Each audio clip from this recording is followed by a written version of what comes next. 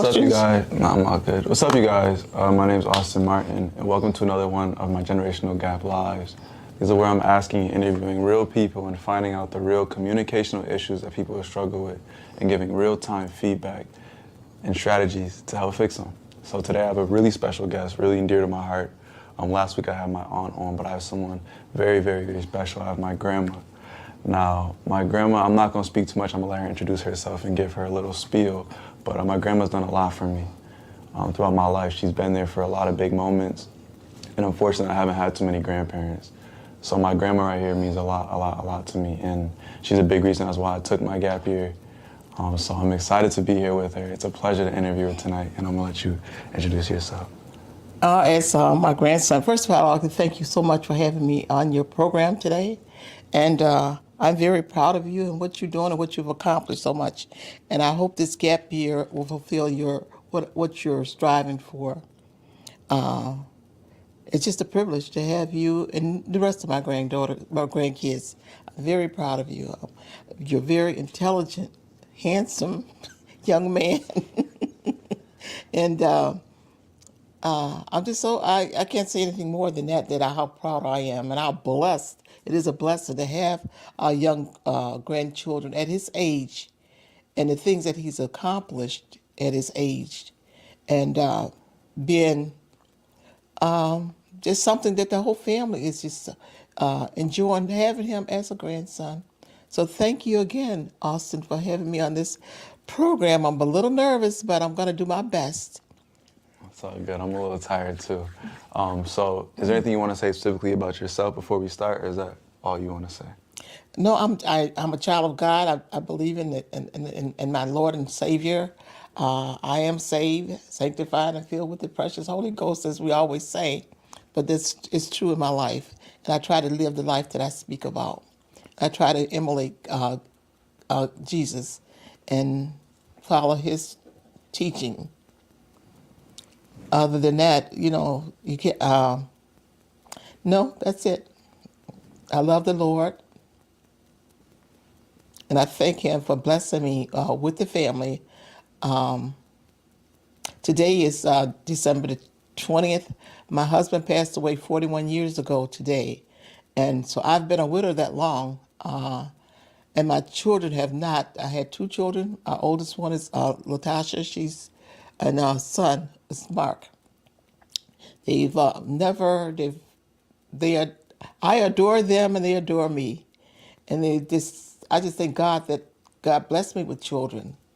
And so I'm retired from my job 20 years as of today because I took my retirement on this particular day because I know I will never forget it.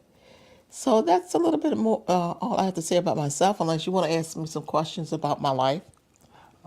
Sure. So what did you do before we get into the interview? What did you do as a job for the time before you retired? Oh, I worked for the city of Lackawanna for over almost 40 years. Not 40. How many years? Well, I retired for 20. Well, for quite a few years, I worked for the city of Lackawanna. And I worked in various departments, in fact, all of the departments. And at the end of my last 6 years at the city of Lackawanna, I was appointed the Director of Finance, Director of Administration and Finance. And that position is working with the mayor and city officials on making important decisions for the city. And that was my last 6 years. And other than that, I worked in every department at City Hall.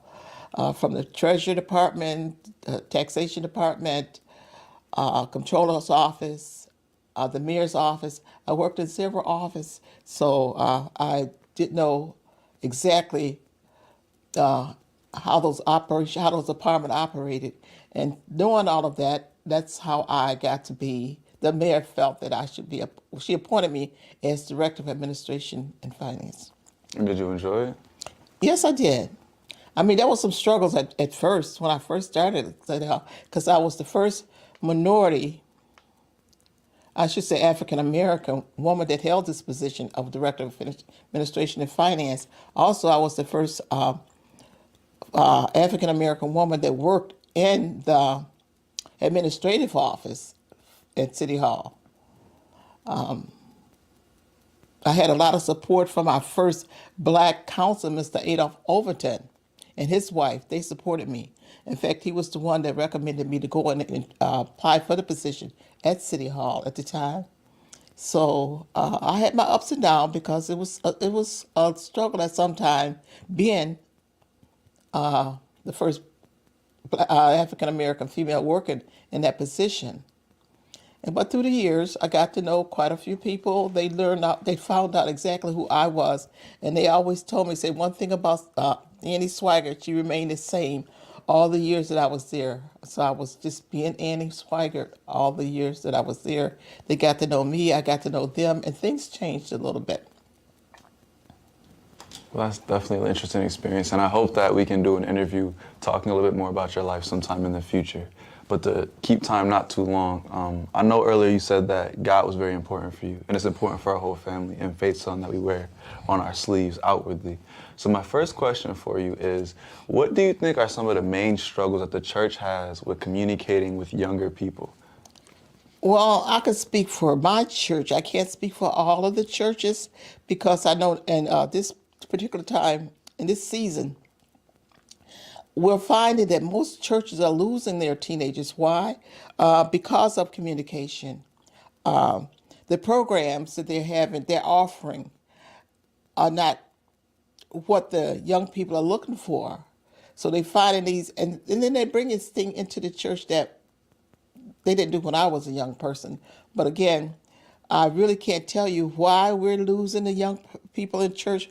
All I can tell you is how what I see. Years ago, family went to church, but now you will see either one of the parents coming to church, or if the children are staying home. They don't have a option. They have an option. They negotiate. Do I have to go to church? If I don't go to church, what'll happen? So we didn't have that before. It was just a family affair. Everyone left home at the same time. They came to church together. They learned together, and now you'll find a family today where the teenagers have cars, the mother have a car, the father have a car. They might show up all at different times, and um, and so therefore, the communication. I'm. Give me. Could you just repeat some of that question again? Yeah, I got you. No, I got you. And just to jump real quick, not to cut off your answer, I think to your point, it has changed, right? Back in the day, I think that we put a lot more emphasis on the familial structure. And I wrote a little blog piece about that, and I think you read that as well. So I think a follow-up additional question, because we kind of did divert a little bit, is how do you think we bring back the importance of the family going together to church? Or do you think that is that what also was important at church? Because I know it's about God, it's about learning about God, but I think part of what you're saying is it was a family experience, almost like family dinner is not as popular as it used to be. Do you think those are similar in that the family just isn't going out as a unit anymore? Yeah, I do. I truly believe in what you just said, the family unit. And the Bible tells you to bring up a child in the way he should go and he will not depart. And even though they might stray a little bit, but that's in their hearts, and it's there, and they will come back at some day, at some point of time. And again, I think it starts at home with the parents, or it could be a single parent, or because I was a single parent for a long time. And I always kept my children in church. And I found that being in church, it was a great foundation from them. And at that time, they learned, well, again, communication in churches and programs. We used to have programs where the kids was more involved. We had plays, we had speeches, we had speaking, we had talent shows where the kids loved coming to church and getting involved and learning how to do these things, and became great. We have had great speakers coming out of some of our churches. But today it's not a demand that you come to church or you get up in the morning and go to church with us or get involved. And we had our Sunday schools where the kids was involved.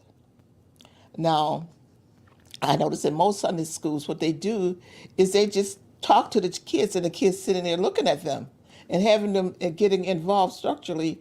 They're just sitting there, not wanting to be there. But you have to have something that make the children want to come to church and want to be part of, feel that they're part of the church. So I think that's part. Some of that has been taken away from our young people at church, and when they become teenagers, they don't have that much to offer. Uh, they, I don't think they allow them to really put their input in. Now, I'm not speaking about everybody's church because every church is different, but I could see a little of that going on in my church. So I could definitely see, to kind of finish round that off, I would say, so to a parent, I think that if you're trying to convey the importance of church to children, you got to convey it's not just about just learning about God, it's about bigger than that. I think a church was a place for a lot of people back in the day to find their roots, to figure out how you feel about life. I know for me, when I was younger, church was always so important, and it helped form how I view about the world. And I've learned about a bunch of different religions because I went to a pretty good high school, a great high school, actually.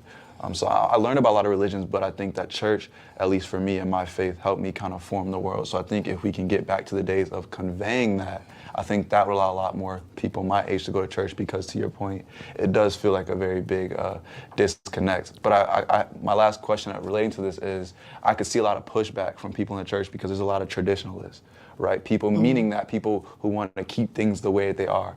How do you feel like the balance between tradition and adapting to bring more people back to church, how do you feel like you should walk that line as a church? Do you feel like it's more focused on keeping things the way they were, or is it more about adapting for the people that for the community and the Christians that are of today? I agree with you. I like a tradition is good, and I don't think you need to throw tradition out with the with the bath with the water. As they say, don't throw the baby out with the water. I don't think you need to throw all of the tradition out, but I think there should be some sort of adjustment that could be made in the churches today, because the world is changing. I mean, we have social media, we have virtual churches, we have so many different things, so we have to change. We cannot stay traditional all the time. And most of the church, going back to my church again, the dynamics or the demographic of our church is made up of mostly seniors. I would say 65% of seniors, and I would say maybe 30 to 35% is middle-aged families, and then you got about 15 of the demographic is the youth. So you have to blend those in some sort of way. In order to do that, you're going to have to let some of those traditions go. I'm just going to give you this one. It's a little scenario about the ham in the pan. The daughter wanted to ask her mother, why you always cut the ends off the ham? And she said, because we always did it that way. And then she asked the grandmother. That's what we always. She asked the mother. So finally, she realized that the reason they cut the ends off the ham because for it to fit in the pan. But that doesn't have to. That's not. So that was. She thought it was a tradition to just continue to cut these ends off the ham. But you don't have to cut the end off the ham. You could change because we got bigger pans now. So that's the same with tradition. You can keep some of the things, but some of it you have to let go of. I think that may be an interesting take for a lot of churches, especially ones that are losing their younger demographic. Maybe they need a change council of both the seniors and some of the younger people to kind of figure out, how do we continue to keep this church moving? Maybe churches should establish some type of change council where people from different ages can sit down and say what's important, what's necessary, and then what are some things that we can look at to maybe advance to move forward. I think that might be very useful. And you got a great devout lady right here. Not that she wants to do more. I'm just saying, I think that might be an interesting way for people to kind of convene upon the middle. And then my second question, kind of related to this, but kind of different, because outside of church, what do you feel like are the main differences of communicating with younger adolescent people versus more senior people? Well, I find that's a very interesting question, and I have to go back to the social media and texting. Now, the young people, well, even adults too, we're texting, and they're using different language. Even back in the day, every generation had their own secret language. We had back in the day what they called Pig Latin. This generation, they have another thing called But we find that they're using, even when they're texting, they don't use the words, they use letters and symbols and things that the adults, seniors don't understand. Because I'm constantly asking you or someone younger, well, what does this mean? What does that mean? Our communication is not on the same level, you know. Not that I look at you as being very smart and intelligent, but sometimes, and I come to you asking you, I say, well, what does this word mean? Our language, and I think that comes from social media, from texting, not sitting down as much talking to people, not even conversating with them on the phone. They would we'd rather text than even just to call you and say hello. And when you again, like I said, when you texting, you're using symbols and letters that I don't understand. So it's a breakdown in that area why the communication skill between seniors and young people are a little different today. I think maybe what younger people should recognize, because I think there's a certain level of reverence that comes with age, right? So I think that even though it's a two-way street, I'm gonna say in this scenario, I think maybe young people, and I know when I was younger, my father made a big emphasis of calling people versus texting. That may be a first middle ground to start with, Right. because he said that there's something powerful about the voice and speaking, and actually you can feel passion through a voice. You can't really read passion the same, and you can, you know, I think I write pretty passionately if you want to check out my blog, but I definitely do. I think you can write passionately, but I think there's something special about talking on the phone. So maybe if people went back to the days of talking on the phone, I know it takes more effort, I know it takes more energy to get up and, you know, get ready to actually talk, but I think that maybe that might be more important even for us, right? Nobody's perfect, so maybe I need to call more than text, and maybe that'll be easier for us to understand, because I don't think anybody doesn't want to speak to their grandparents or doesn't want to speak to their, you know, to elders. I just think that a lot of times, like you said, we go with what we're comfortable with, but I think sometimes it's not about comfort. It's about doing what's best for both of us. Amen. So maybe we should call more. And that may be a good middle ground, because like I said, we're not saying texting is bad.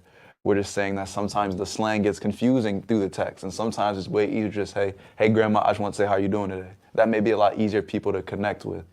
Because you did have phones, right? Phones have been around. That's something we can all agree upon. Now, you know, what's on the phones is different. You guys probably didn't have cameras, but you guys still had phones. So that's something that we can all kind of bridge that middle gap. I think that that's the beauty of communication, is finding that middle ground that we can all agree upon. Yeah, I agree with you on that. That's very good. Very good way of putting it. I understand that. And I agree 100%. More communication. And even talking to younger people, when you approach them, they could feel the love when you're talking directly to them, or not just walking past them. And in fact, it's in some areas, kids just forgot how to talk, forgot how to speak, you know. And that's I agree with you. And maybe something that the elders can do is just have more conversations, right? I don't think that necessarily rudeness is a trait that's passed along to generations. So maybe just saying in the hallway, hey, how are you doing, young man? I know for me, I've had a lot of conversations with elder people. A perfect example is this one lady at the YMCA. On Tuesdays and Thursdays when I go in, she lets me in. And I always try to talk to her just for a little longer, just because I know that that's important. I know that those things are kind of nice, but it goes both ways. She wants to also talk to me. So she asked me a couple more questions I get to answer. So I think it goes both ways. So maybe, but also I think being patient, because like you said, it is very different nowadays. So that patience, I think a lot of people, they don't want to put up with have to understand the slang. So they just rather would not have it at all. I think as we talk about it, for younger people, maybe it's calling more. And for elder people, maybe it's just having more conversations, or, you know, starting more conversations and being willing to sit through the communicational confusion just to get to the end goal. Because maybe that's just important, of fostering that ability to speak to the younger generations. That may be more important than, you know, if you want to actually ask what does cat mean or stuff like that. And you know, and I'm glad you brought that up when you start speaking to the elders, because this is also is fading. When we were growing up, and we taught our children, when you approach an elder, well, we used the word handle. When we by handle, put a handle on their name. That means either you're gonna address them by Mr. or Mrs. or Sir or Ma'am. Nowadays, a younger person will come up and call you instead of Mrs. Swygert or whatever. They would say, "Hi, Annie," and it seemed like something's just bother, it's like a disrespect, but it's not a disrespect. It's just the way that what they've been taught at home, and all that came from home. And my kids was, I said, this is Mrs. So and so. I would never tell them this is Annie or this is someone, one of my friends by their first name. I always address them by with that handle on it and make the older person feel respected. So I think that would help a little bit too in the communication skill. And then they'll be more apt to want to sit and talk to this young man that called me Mrs. Swygert. Instead of walking up to me and saying, "Hi, Annie." Annie. Right. So yeah. Definitely those honorifics, those little things, but they're so important, right? And it's a level of respect, like you said. Yeah. And even if necessarily you don't agree with it, I wrote about it in my blog as well. I said, it's not always about what you want. It's about what would they want, how would they want to be, how they want to receive what you're saying. So I think that's also, like you said, a very big difference nowadays. And that's how I was raised with the honorific titles, Mr. and Mrs., Sir and Ma'am. But and I guess everybody's different. But like I said, I think if we're focused on opening these lines of communication, we got to make some changes that we may not want to do, but the more you do them, the more comfortable you get with them, and then everybody succeeds. So to recap with the first question, definitely some things to think about within the church. I know for me, I actually might be working with the church soon to try to work on this initiative in itself. How do we bring young people back into the church? And like we was talking about, maybe it is a change council. Maybe it is a way for us to commune and have a forum where we're actually talking about these issues. Because to your point, there are a lot of things about church nowadays that are very different. And then, like we said, communicating with younger people versus elders, definitely bringing back those honorifics, and definitely having a call over a text, making those things that we can all agree upon, that we're comfortable with. But then, like we said, going the other way as well, having those conversations with younger people and having that patience to want to help them grow and learn how to speak. Not if you feel like you want to have it right now, but just knowing that that's so important for the next generations. So would that sum it up pretty good? Yes. That sounded pretty good. So now we're kind of getting towards the end of it. Is there anything you want to leave the viewers with, any knowledge that you'd like to give us? Again, as I stated, I said I am a Christian. I love the Lord, and those that do not know the Lord, I would love to invite you into knowing who Jesus is. It's not that hard. It's not that difficult to become a Christian, and I would love to see more of our young people and some of our adults turning their life over to Christ. Well, we're living right now. I mean, today is the 20th of December. We're in the event of Jesus Christ. This is the season He is the reason for this season, as the adage go. Jesus is the reason for the season. So think about it. Think about turning your life over to Christ, because He's done so much for us and for this world, for this little ball that He threw out in the sphere. This is what is called Earth. So He loves us so much. John 3:16 says, "For so God sent His only beloved Son, and whoever believes in Him will have eternal life." So turn your life over to Christ. Amen. Thank you again for allowing me to be part of your conversation. I'm doing more talking than I thought I would be. I guess the nervousness left, but it's still there. No, but thank you again. It leaves once you start talking. And, I was super tired. But when we start talking, you get that energy. I call it, you got to rev up the engine. You got to turn it on. You don't want to talk at first. Once you start talking, got to rev up the engine. Thank you so much for tuning in.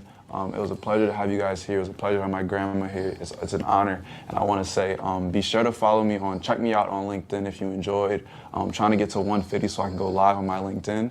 Also, I just started a Facebook page. Check out my Facebook page at Austin Vaughn Martin. And then you can check out my website at austinvaughnmartin.com. Check out some of my blogs that we talked about a little bit earlier. You want to talk about the blog a little bit? Do you want to say it was good so that they know?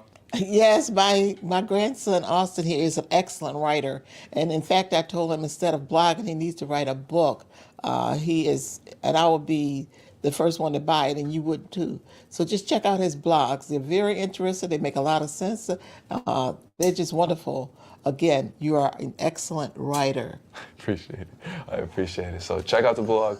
We got the cosign from my grandma right here, so she's truthful. So check out the blog, and like I said, it was a pleasure having you guys here. Hopefully you learned something, and we'll be doing these every Wednesday at 1, and we hope to see you next week. Also check in tomorrow. I know it's a lot, but I got a lot for you because I'm really passionate about this. Tomorrow at 9, I'll be going live with my mom, as we do every week. So thanks again. #communication works. Austin Martin out. Thank you.